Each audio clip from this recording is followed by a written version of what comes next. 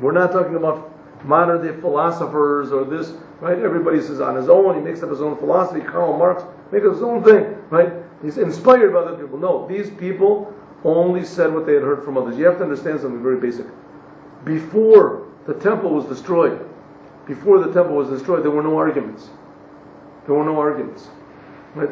The first arguments, maybe slightly before there was a small, but before the temple was destroyed, the second temple, there were no arguments. What do you mean no arguments? If a person had an idea about the law and he made a mistake, there were 20 people that would correct him. If they get into an argument about they would go to the Sanhedrin. The Sanhedrin would answer their questions. The Sanhedrin would answer all the questions all the time. All the Jews were all together. Everybody knew all the laws. Everybody knew what to do. Right? Like today, a religious person, you walk down the streets of Yerushalayim, you walk down a place, and you make a mistake, you do something wrong, someone will say, your tefillin strap is upside down. You put up the tefillin, you can't put the tefillin over there. You have to put it in the middle of your. Someone will say something to you, right? Someone will correct you. Like if you're in England and you drive on the right side of the street, they'll say, "Listen, this is not America." Right? Everyone's going to correct you. But if you're on a desert island on your own, or if you're in a place where nobody knows, there's no cars, so you don't know which side of the road to drive in. You forget was it with the right side, the left side. The same thing. Once the Jews got into exile, the temple was destroyed, and the Jews got scared. They started forgetting laws. That's why they met together and they made the Mishnah, and they made the Talmud, the Mishnah, and they made the Talmud, right? Because people were forgetting laws. They were all spread around. So in other words, what does it mean that before the Mishnahs were written down, everybody knew everything? It had been given from one person to another, People had problems, they forgot or they didn't learn. They would go to the rabbis would remind them of what the law is. After it finished, what happened? Because when Moses came down from Mount Sinai, he gave all the explanations of what people were going to do, right? When Moses came down, people didn't say, where it doesn't say anywhere in the Torah to put on tefillin. It says you have to put something between your eyes. So I'm going to put a spot between my eyes. I'm going to put a piece of leather between my eyes. No, Moses came down and said, listen, God said you have to make tefillin. They look like this, and side is like this. This is how you write them. This is their size. Right? There is small room for variations. There you could write letters different way. You can write the letters this way. But the essence of the thing is the same thing. Moses came down. He told everybody what is a sukkah, how high it has to be. It doesn't say in the Torah how high it has to be, how low it has to be. What is a sukkah? What's a sukkah made of? It doesn't say what the schach is, right? It doesn't say what we're supposed to make the main things of what is a lulav, what's an esrog. It doesn't say creates hadar, kapos tomorrow. It doesn't say which day is Shabbos, what you're supposed to do on Shabbos. It doesn't say what does it mean don't kill. Maybe it means don't kill bacteria. It doesn't say, right? When Moses came down, he explained to everybody what God told him. Right? That what it says don't kill, it means don't kill people, it means don't kill people improperly. There's times you can kill people, there's times you can't kill people, you have to know. Right? So if somebody comes to kill you, you can kill him. If the person's just coming to hit you and beat you up, you're not allowed to kill him. Right? Very complicated laws. And Moses gave all the laws. He sat and told all the laws to everybody, and the people he gave to immediately they understood, and they gave it over to the people who didn't understand, until finally everybody understood the laws. So it came, and these laws were passed down from generation to generation to generation until it came down to the Tanaim. So if so, the Tanaim, nobody said from their own ideas, ki'im, but rather, what? Shekiblu, that they received mirabam, from their teachers. Okay, first word in the line, Rabbam. Uliot, and because, shahayu, they were, smuchim, ordained, zeh mizeh, one from the other, ad Moshe, until Moshe, Moshe and Moses, he is, bechinat chachma, the level of chachma. Because Moses, he is this level of chachma. Moses is the quintessence of the wisdom of God in this world. It says that at Mount Sinai was the same revelation as in the Holy of Holies. And that when God spoke on Mount Sinai, that everybody's souls jumped out of their bodies. And the Jewish people said, Moses, we can't take it. This is too much. We're dying. We're going crazy. You get the Torah. So the Jewish people couldn't take this revelation even for a fraction of a second. They couldn't. Moses went up 40 days. He was with God getting the Torah. And he did it 3 times, 40 days. What type of a level is that? There's a certain level. Sometimes a person gets lucky. Sometimes a person has a little, right, an inspiration, right? He can really get into doing a commandment or learning Torah. He forgets about the world. 10 minutes, an hour, half an hour, right? 40 days, day and night, without stopping. How can Moses be? Because Moses was truly at the level of self-negation. He was truly at the level of bittul to Hashem. Bechinat Eitan, that's this level of Eitan. Okay, and therefore, all of these Tanayim, they were at the level of Eitan. They were all connected to Moses. Okay, and therefore, Himshichu, they drew down. See, first letters in the line, okay, therefore, Himshichu, they drew down. Bilimudam, in their learning.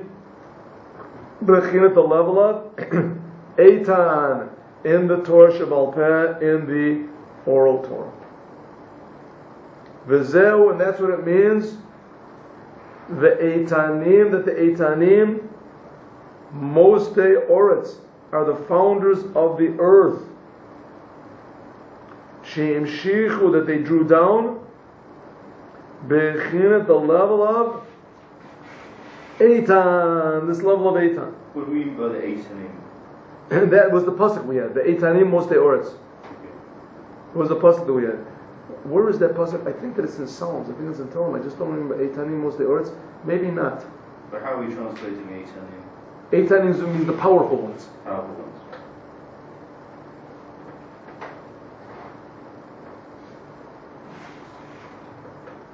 Eitan means powerful. I should have looked it up actually. I think that it is. It doesn't seem until I don't remember it being until. Too bad. Okay, anyway, look. It's a pasuk in Torah. Even that it's in Mishlei, I think, but I'll have to look and see. The Eitanim Mostei Oretz.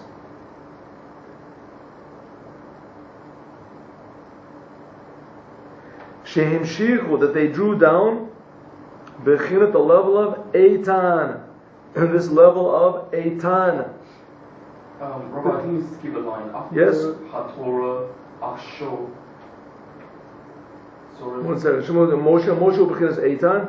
Okay, Himshichu Belimud Bechinas Eitan B'Torah Shebal Peh, right? Alkain. Start off from Alkain. Ayin Chaf.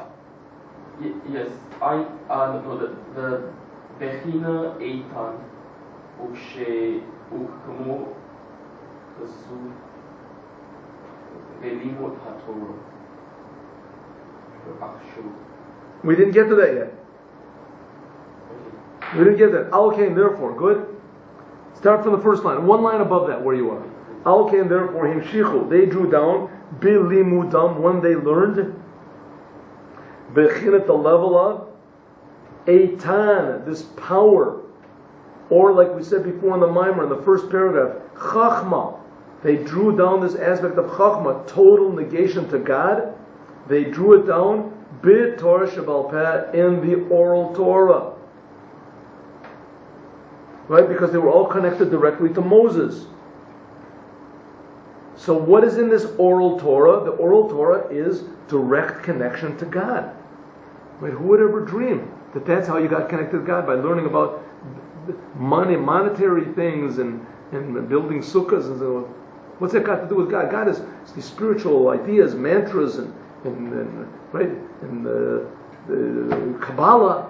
Yeah, there we go. That's godliness. We're talking about a sukkah, putting on tefillin, learning about tefillin. That's godliness. That's the most mundane thing in the world. It says, yes, that's exactly what the Tanaim did. That's where godliness really is found, in the physical world. Not what you think. Right? What you think, that's how you understand it. But the fact of the matter is, godliness, which is above your understanding, is enclosed in the physical world. V'zeu, that's what it means. The Eitanim, Mostei Oretz, that's what it means that the Eitanim founded the earth. Shem Shichu, good, last word in line? You with me, Moshe? Yeah. You with me? Shem Shichu, they drew down, Bechin, at the level of Eitan. Period. Ukamoken, and similarly, the Limud Torah, learning Torah, Akshav, now. Tzorich Liot, there has to be, when we learn the Torah, we have to also be Bechina, at the level of bittul, surrender, or negation, self-negation to God. The eitan, of this level of eitan of chachma. So in other words, you have to have both things together. You have to be totally negated to God, be absolutely nothing. At the same time, you have to use your mind, you have to use your personality, you have to use your emotions, and most important of all, you have to put it into the physical world. You have to do what it says in the Torah. V'zeu, that's what it means. Quote, tzedakah, the charity, kanachal eitan, is like the river Eitan. Why is it like a river? Why is there a bab before the tzedakah? Why It's the quote. It's a quotation. Oh, I see. So that means it's a quotation. Yeah. No, that is exactly the quotation. Okay. The quotation is, it's probably the second half of a sentence. Yes. Second half of the sentence. But tzedakah, the charity, kanachal Eitan, is like a powerful river, like the river of Eitan. I'm just wondering linguistically why there's a bab there. It means to me and this and tzedakah. Avav? Yeah. No, v'zeu, and that's what it means quote. Oh, That's what it means quote, because this is probably the tzedakah is the second half probably of a sentence. I see. I can look at it, right? Zehu means quote. Right. Tzedakah kanachal eitan. That's what it means, that charity is like, unfortunately I'm not that versed in Mishlei. I mean, I've read it a couple times, I just don't remember all the passages, but I think this is Mishlei, Proverbs. But tzedakah kanachal eitan, I think that it is, but what can you do? Tzedakah kanachal eitan. Charity is like the simple meaning is charity is like a powerful river. Charity, when you give charity to someone, it's a powerful thing. Okay, lahamshich, this draws down, bechin at the level of eitan. We had this, we used this quote before. We used this quote before. At the beginning of this paragraph, we used it to draw down this level of eitan, which says the power of the chachma of God, bivavhei, into the vavhei of God's name, and the vavhei of your soul. Namely, what's the vav? The vav is midos, emotions. And what's the hey? The hey is the thought, speech, and action of Torah Shebal Peh. Why thought, speech, and action? Do you remember why? Why is hey thought, speech, and action? 3 sides. 3 sides, very good. It's a thought, speech, and action that comes from Torah Shebal Peh, from the Talmud, from the Oral Torah. In other words, getting it down, bringing godliness down into the world. V'zehu, and this is the topic of osek. That's what we said before. It means working at the Torah. This is now we're answering our question. What does it mean that you have to work at the Torah? Osek, but learning the Torah is not enough. It says that the Torah is ashamed because people aren't working at it. Working, osek. What is working at the Torah? Says the Rebbe, a totally different thing. It doesn't just mean to work to understand it. It means that after you understand it, lahamshich, to draw down, bechin at the level of eitan. Working means that you have to work on yourself. You have to draw down this level of eitan, this level of total negation to God, shehu, which is the bittul of the level of chachma, kama. This bittul of the level of chachma, the bittul of the yud of God's name in your soul. You have to draw this down into the learning of Torah. So osuk is occupation. Occupation means not just occupation, but also to work hard at something. Okay, so this is the topic of working. Right, that's what it means. We had the question in the beginning. Yeah. It said that the Torah is ashamed, it's embarrassed because people are not working at the Torah. They're not, how do you say, they're working hard. Asik means to work hard. That's the difference. In Hebrew, there's a word of bal osik. A bal osik is a person you have a business. You have a businessman. There's a difference between a sachir and a bal osik. A person who's a sachir means that you're hired by somebody else. You work for somebody else. And then there's a person who, that's somebody else, the owner of the business. Right? If you're working for somebody else, then you don't care so much if the business succeeds, if it doesn't succeed. You care a little bit because you want your job. But it's not that big of a deal. If the business fails, if the business is losing, so you start looking for someone, you look for another business. You go to the internet, you look around for another business somewhere, maybe. But the guy who owns the business, he feels bad, right? Feels bad. He'll stay up extra hours in the nighttime. He wants the place to good. He's thinking about how to advertise it better, how to draw more clientele. Right? Somebody opens up next to him, he feels bad. If he maybe feels good, he's always thinking about that's about Esek. He owns the place that makes it's important to him. Right? They use the example usually of an accountant. You hire somebody for an accountant, and he makes the accountant, and it comes out that you're losing $10,000. The accountant couldn't care less. Right? He just does his job faithfully. He gives exactly an accurate report. The owner gets it and says, "What? I'm losing. How can I be? I'm losing." He goes crazy. That's a Baal Esek. The Baal Esek, he cares about his business. He cares about it. He says the same thing with the Torah.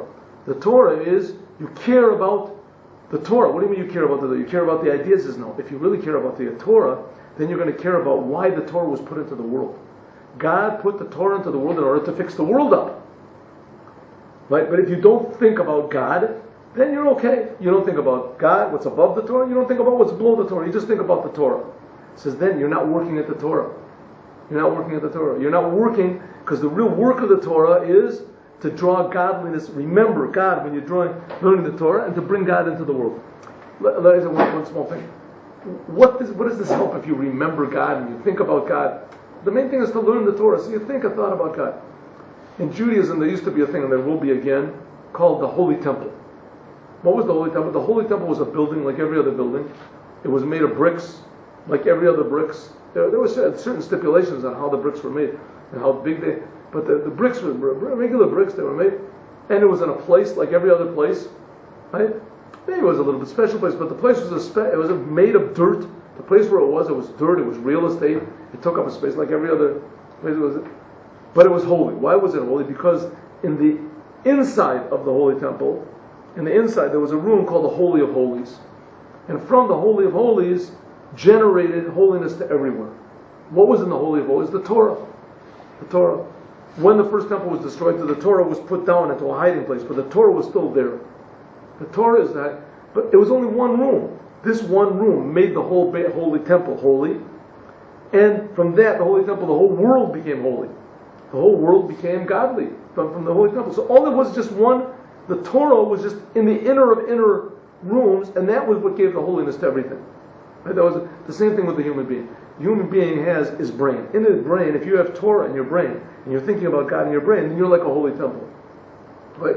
The rest of you is a body like everybody else's body. It's true, once the holy temple is not like that. I mean, if you take a chip off of the holy temple, you're doing a sin. You can't take it home. Right? Nevertheless, the holy temple was a building like every other building. Good, there's laws, there's different. But the fact of the matter is, it was made of rocks, bricks, exactly the same thing a human body. A Jew's body is made the same thing that everybody else is made. You can make a heart transplant from a Jew and a non-Jew, a lung transplant. It's the same stuff. But if you have in your brain thoughts of Torah and thoughts about God, then that makes everything holy. That's what the Rebbe says. That's working at Torah. It's not easy to think about God. The natural thing is to think about yourself. It's a natural feeling. To think about God is not easy. It's not comfortable all the time. Right? Especially not when you're learning the Torah. You want to be thinking about the ideas, and you should be thinking about the ideas. But simultaneously, you're supposed to be aware, at least in a general way, that this is the Torah of God, and when you finish learning, you put the ideas of God into the world. You do what God wants to with the ideas. So that's what he says. That's what it means. Tzedakah nachal esan. She'al to draw down. First word in the line is kanachal. You draw down, begin at the level of Eitan, this level of Eitan, into Vav Hey, into the level of Vav Hey. Hainu, namely in the midos, into your emotions, and into the oral Torah that you learn. This is the topic of Osek. That's the thing of working hard in the Torah. Namely what? Not just to understand the Torah. Of course you have to do that. But here we're seeing something more difficult. Laham shich, to draw down. Bechin, at the level of Eitan. This level of Eitan. Shehu, which is Habitul. This is the total negation of Chachma in learning of the Torah. Vizehu, period. Vizehu, that's what it means. Oy lehem, woe to them. Lebriois, to the people. Me'al. It means woe. Oy means woe. Woe to them. Lebriois, that's this voice, the heavenly voice that goes out from heaven. to the creations, me'albono shel Torah, from the shame of the Torah. She'en la, that there is not to it, to the Torah, oskin. There's no people that work in the Torah. What does it mean, working? Sha'a